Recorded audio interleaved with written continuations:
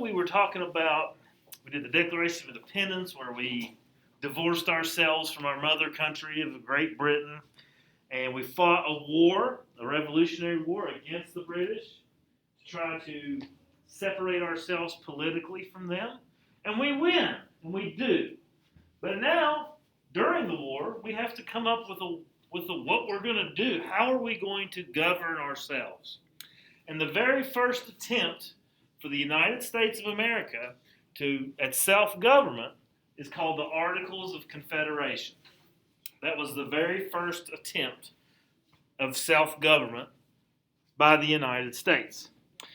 So, once the colonies become states, once we declare our independence, and we are now the United States, we had to create our own government. So, each state is going to have its own governor. They're going to have their own distinctive way of doing things themselves. And because of this, when it came to loyalty, people were insanely loyal to their state. If like a person traveled and they went to Europe from America, and a European said, "Where are you from?" If you traveled to across the world, across the ocean today to a foreign nation, somebody asked you where you're from, you'd say, "I'm from America. I'm from America. I'm an American." Well, these people would say, "I'm from Virginia. I'm from Delaware. I'm from New York." They wouldn't say, "I'm from America." They were more loyal to their state than they were to the country. All right? So that is one reason why states became very powerful. All right? States were actually more powerful than the federal government under the Articles of Confederation. The federal government was very weak, very weak. All right, so, but the Revolutionary War gave the colonies a common goal to try to unite together, but they were very reluctant to create a government that was strong. They were in the midst of trying to overthrow a monarch, a tyrant that had strong central authority. Why would they replace one with another? That's why they created such a weak government. But they did want to have some unity. And most of the mid 1700s Americans believed that a democracy, or government by the people, where the people rule, that's what a democracy is. A lot of Americans thought that a democracy put too much power in the hands of too many uneducated people. A lot of people couldn't even read, couldn't even write, they're illiterate, never had any education whatsoever, but they're going to have the right to vote. Okay? So, therefore, a lot of people, when we were creating a new government, favored a type of democracy called a republic or republicanism. All republicanism is the idea that people will elect representatives to make decisions on our behalf. And those you don't vote on issues, you vote on people. And then the people make decisions for you. If you don't like the decisions those people make, you vote for somebody else next time. That's how republicanism works. Okay? So, we don't vote on issues. We as individual citizens, we don't say, okay, there's 50 things that we got to decide. Are we going to have a seatbelt law? We're going to do that. We don't do that. We do not decide on issues. We vote on people to represent us to make decisions for us. If we like it, then we keep voting for them. If we don't like it, we pick something else. And that's how a republicanism or republic form of government works. Does that make sense to you guys? Okay. All right. Now, before we had the articles, many of the states had their own constitutions, state constitutions. And as the states created their own constitutions, they wrestled with how to put republicanism into practice. How are they going to go about creating a system where people vote on people as opposed to voting on issues? So they began to limit powers of government. many states limited powers of government. Many states guaranteed the rights of their citizens. So by limiting government's power and by guaranteeing rights. Saying, now this is for the states. Many states said some things like, you have the right to go to any church you want, or none at all. Freedom of religion. Many states said that you could speak out and have a voice and be critical of your political leaders. Freedom of speech. So these state constitutions became pretty important when it came to the future. Because where do you see those things like freedom of speech? Where do you see those things like freedom of religion? Do you all have those rights? Where are those rights written down today? Yeah, in the First Amendment, which is part of the Constitution. Well, they originated as part of the state constitutions. That's kind of where they were born, these ideas. When they got the people that wrote the state constitutions got the ideas from Enlightenment thinkers like John Locke. All right? Okay, so that being said, these things that get created, these rights that you get and the powers being limited, it doesn't really apply to everyone, even within the states, okay? And especially in the mid-1700s, not everybody's going to have rights, okay? So we talk about it being a great democracy. Well, it's limited because if you were an African American, these did not apply to you. If you were a Native American, it did not apply to you. If you were a woman, it did not apply to you. So, yeah, we call it a democracy, but it's very limited. Very, very limited. It's not anywhere near as close to the democracy we have today, where a lot of people have a voice. Here, old white dudes. That's pretty much it. That have a little money. That's who was allowed to have a voice. Everybody else, no. Most people were still denied rights in almost every state. Okay? So as we're creating the Articles of Confederation, we have to look at some precedents. Not presidents, not like the elections going on right now, not president, precedent. What does the word precedent mean? What does the word precedent mean? You ever set a precedent? Nobody knows what the word precedent means? All right, so let's say if you guys come in on the first day of school and I don't know, every day when you come in, all we do is watch television. We just watch TV. And that's what we did. And the first week that you're here, all we did was watch TV. SpongeBob. I have set a precedent that I don't really care about your education. Right? We're going to watch SpongeBob for a whole week of school. That's that's what I've done. I have established, but through my action and behavior, this is, I've set a standard. That's what a precedent is. Okay? So what we have to look at are what are some things that have happened in the past that have set a standard when it comes to democracy. So we have to look at former democracies. Well, there hadn't been a lot. And definitely no democracies like what America is going to try to pull off. So what are the political precedents? There were very few that could serve as a model for our new republic. There was very few things that we could look back at.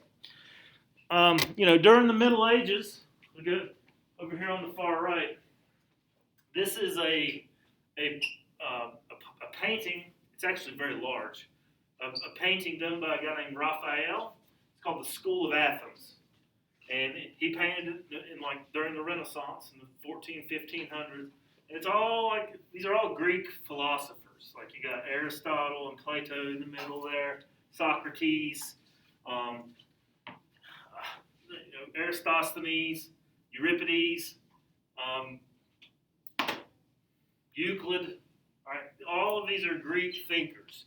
And we look to the Greeks as kind of an example. And also at the time of the Renaissance, the Italian city-states of Milan and Genoa and Pisa, Florence, Venice, they had kind of become self-governing city-states as well. So we could kind of look to them to see how we can borrow and use from that. Obviously, you know what this one is in the middle, the SPQR? It's Latin.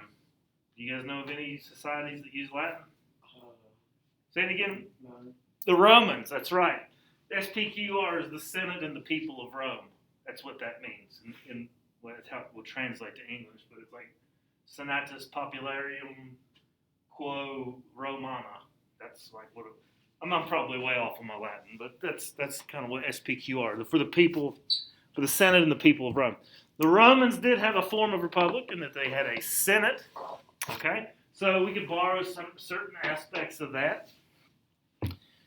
So, you know, we do have a few things that we can borrow from to try to you know, figure out how we're going to create our new government. You got under King Charles. You remember we talked about King Charles, the Glorious Revolution? You know, he gets his head cut off for a little bit, and then England kind of has their own power for a while until they replace him with his son, who's kind of a puppet king for a little while. So we have a few precedents of what we can look at to figure out how we're going to mold our new nation. Okay? So, but at the time, what we have is we have the Continental Congress, and they're meeting together, and they want to figure out what the role of our government's going to be. And there was a lot of disagreement over what the role of the national government is going to be. And there were three basic questions. How will representation work? Is it going to be done based on population, or is it going to be done based on equality? Fair, like the way it works now, when it comes to representation, is we have two houses. One's called the Senate, and one's called the House of Representatives. The Senate, every state has 2 votes. That's very equal, but it's unfair. It's unfair. How is it unfair? Well, California has millions and millions of people. West Virginia, Maybe. you know, a couple million. Is that fair? That they have the same voice as we would do? No. Of course not. It's equal, but it's not fair. Okay? So that's why we have the House of Representatives. You know, California can have 53 members in the House of Representatives. How many do we have? 3. We have 3 in the House. Our electoral college number is 5 because you add them all together. California has 55. We have 5. Okay? Now, that's how we do it now. Under what they wanted to do, well, they weren't sure. They had to make it up. So what they actually end up doing in the Articles of Confederation is they're going to say, okay, we're just going to do it based on equality. Every state gets 1 vote. So how many votes were there? Yeah. Yep, under the Articles of Confederation. Ooh. If every state gets 1 vote, okay, there's not 50 states at the beginning, but yes. I'll take 15. 13, because the 13 original colonies, those 13 original colonies became the 13 original states under this government, okay? So 13 was nice odd number, so it would have the tiebreaker, so that was nice. But a tiebreaker really didn't matter because under the Articles of Confederation, in order for a law to be changed, in order for the government itself to be changed, it had to be unanimous, 13 out of 13. Well, if there's anything that we can learn about Americans, we don't agree on anything ever. And so what's one of the reasons why the Articles of Confederation fails? It's inflexible. It cannot move. It's unchanging because it had to be unanimous. Okay? All right, so that's one thing that they had to talk about. Another question which they arrived is about how are you going to divide power? How will power be divided? Today we still don't have it all figured out, but we're working on it. Today we call it federalism, which is the division of power between the federal government and the state government. And you will see as you progress throughout your social studies career that your federalism is a very important aspect, okay, in government and politics. As you can see right there, a whole unit on it. But all federalism is how power is divided. There are certain powers only the federal government has today in the United States. Can anybody name one thing that only the federal government can do? The state governments are not allowed to do? Declare war. The state of West Virginia cannot declare war on a foreign nation. We're not allowed to do that because that is a power that has been divided. Good. Anybody else? Can the state of West Virginia print its own money? Yeah. No. There's only any West Virginia dollars. No. Can you imagine if living here where we are in Southern West Virginia, every time you went to Virginia, you had to change your money? Yeah, and then every other state would have different money. Can you imagine how that would work? And they would all have different values. So That's how it was under the Articles of Confederation. Why does every other country have different money? I don't understand your question. Like, why don't they Have a global like, currency? why don't we all have the same money? Because our economies are different, and some economies actually back their money up with gold, and then some third world countries, their economies they're still almost barter and based on agriculture. Like, I know $100 in Jamaica is $1. Okay, I don't know about the exchange rate exactly, but yeah, their economy is more weak, and so therefore we have a stronger economy. But if you look at Europe, the euro is usually stronger than the dollar. How is the world in debt? Huh? How is the world in debt? How is the world in debt? The entire world is in debt, especially the United States. Why can't they just make more? No. Well, that would cause us. It's called inflation, and that would be really bad if you just started printing out money. It'd be bad news bears. Can you just give this to AP tomorrow and Monday Both as of a reminder? both of Yeah. Yes, ma'am. I'll be glad to do it. Thank you. Yes, ma'am. Yeah. So if you just started printing out money, it causes what's called inflation. So it's like this. Let's say, all right, we're gonna have a pop quiz. Pop quiz right now. Everybody clear your desks. Not really. And I'm gonna come around and I'm gonna collect all your ink pens, okay, and all your iPads and everything, okay. And I'll say, okay, pop quiz. All you have to do is write your name on a piece of paper, and it's worth 10,000 points. If you pass it, you're pretty much done for the semester. Well, if you don't have an ink pen because they're very scarce, and I was like, oh, by the way, I have one ink pen. It's for sale. Would you like to buy it? How much would you pay for it, Brian? $100 for an ink pen. Anybody else? I only got one. If you fail the pop quiz, you're done. You're going to get an F. I'll be seeing you next year. $150. All of a sudden, because this ink pen is scarce, it's valuable. Now, what would happen if we did if we just started everybody okay? I was like, okay, guys, we're going to have a pop quiz. I got an ink pen for sale. Who wants to buy it? I probably couldn't give it away. All right, now that's what would happen if you started printing money out like that. Okay? So it loses its value. But It's just like money is a good, just like anything else. The more of it there is, the less it's worth. So how's the world in debt? I don't understand how there is no world. Yeah, that's what I want to know. Countries in debt to other countries. We are in debt to other countries. Yes, because we borrow money from them and then we give it away to other places. It's just one of the things we do. We've done that before. And also we spend a lot. We spend a lot. We're Americans. A little debt is good. A little debt is good. Okay? And you'll see that as we talk about Alexander Hamilton, who was a financial genius. And we'll talk about that. Okay. Me too.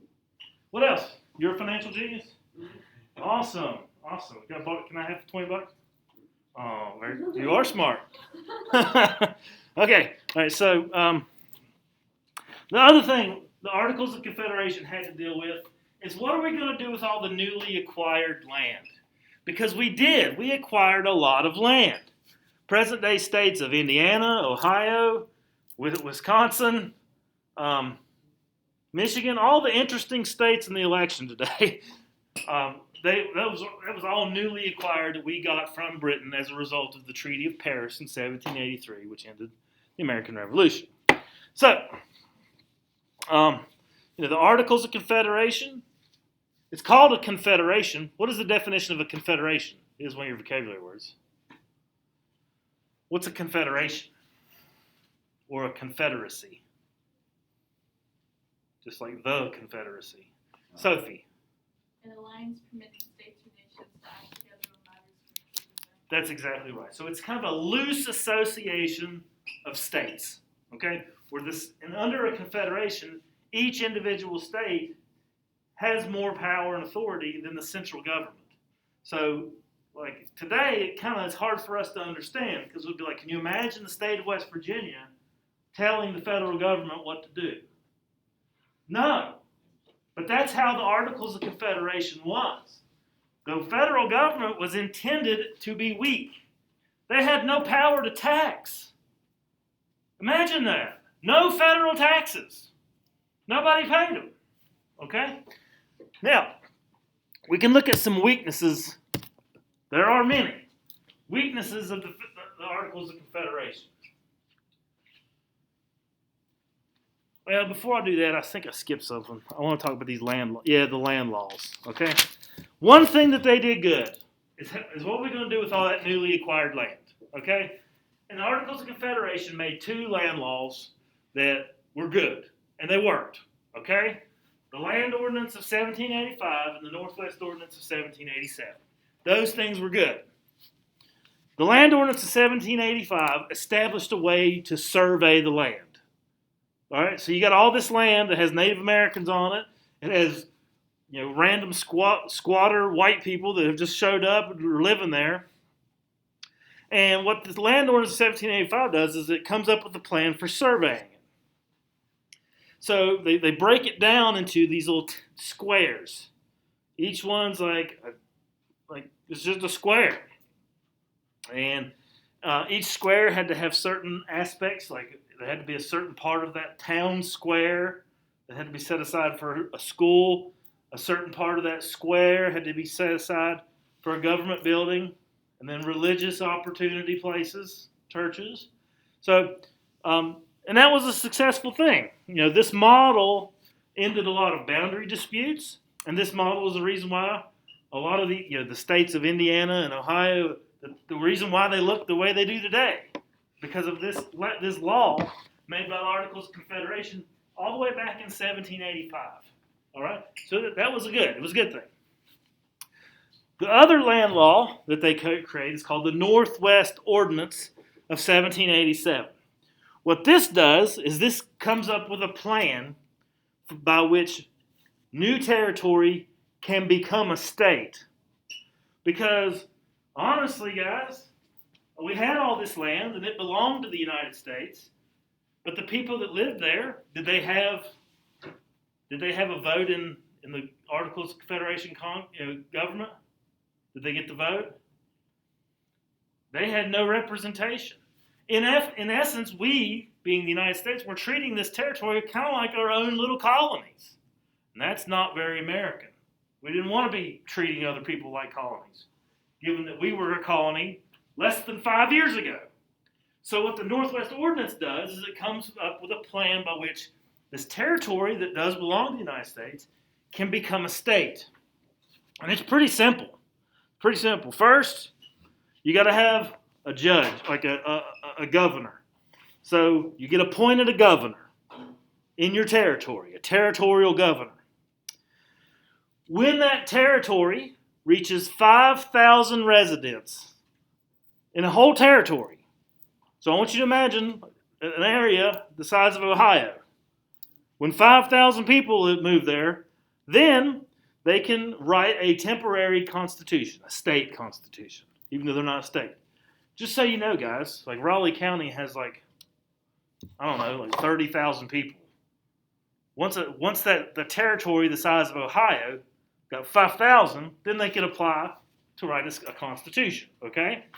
So once they got their constitution, and then the population hit 60,000, then they could apply for statehood, all right? And this is the process that was created under the Articles of Confederation, and it gets adopted by the United States Constitution because it worked. It was good, okay?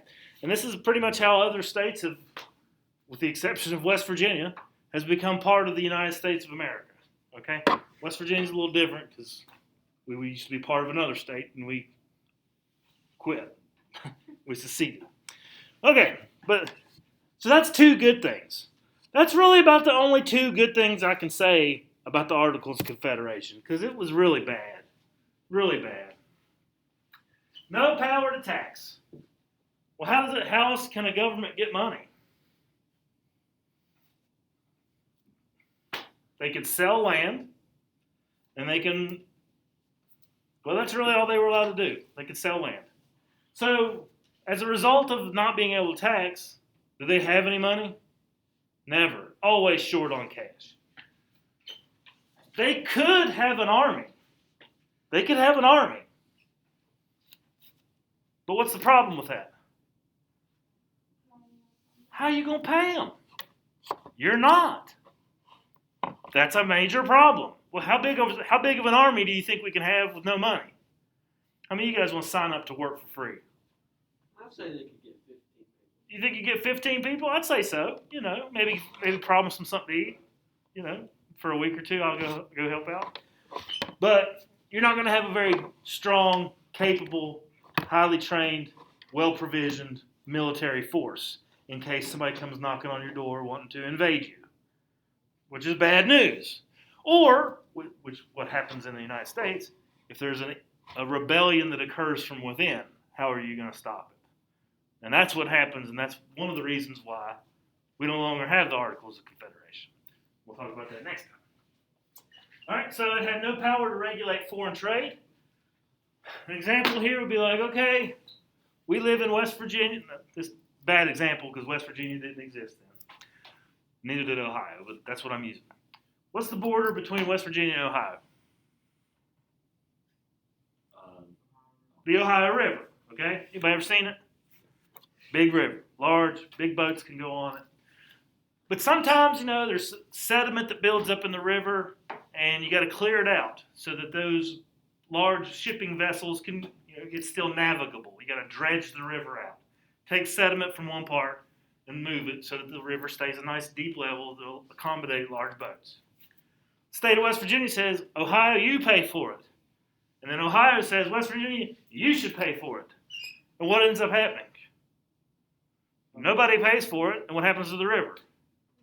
Nobody gets to use it. Well, today what we could do is we go to the federal government and say, you need to settle this. Under the Articles of Confederation, they couldn't do that because they had no power to regulate trade. No power to tell the states what to do. All right? The Articles of Confederation had no executive branch. No president. No singular authority to kind of hold, to enforce the laws of the nation. They could make laws. Remember, if they could get 9 out of 13, they could make a law. They couldn't amend, it took 13 out of 13 to change the Articles of Confederation itself.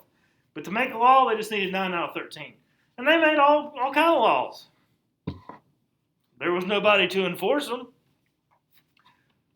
Put it to you like this. What's the speed limit in Sophia? No, you guys aren't quite driving yet. Some of you might be. Huh? 25. 25, okay? You ever seen anybody pulled over in Sophia for speeding? It happens pretty frequently. They're always pulling people over. What would happen if they posted the speed limit as 25 and you never, ever, ever saw anybody get pulled over? How long do you think people would drive 25? Not very long. What would happen if you drove 40? 50? Nothing. So yeah, it's good to make laws, but what good is a law if you can't enforce it? It's not good. It's no good. And so the Articles of Confederation could not enforce laws. That's a problem, all right? We talked about how you had to have 9 out of 13 to enact a law. In order to change the Articles, it had to be unanimous. They had no executive branch and no judicial system. So, pretty large problems in the Articles of Confederation. So, as you will see when we get later on into the module, when we create the United States Constitution, you're going to see how the Articles of Confederation government literally comes crashing down. It fails. The United States of America fails, and you know what the government of the United States of America is for about 3 months? Anarchy. There was no government. None. Zero government. Anarchy reigned in America for like 2 or 3 months. Didn't go very well. Okay? But life kept going. Life kept on. And eventually they created a new government called the United States Constitution, which still is used today and is the model for most nations in the world. That's how good it is. Okay? So questions on the Articles? Okay, go ahead and put your notes away. And those of you guys at home, if you have questions, don't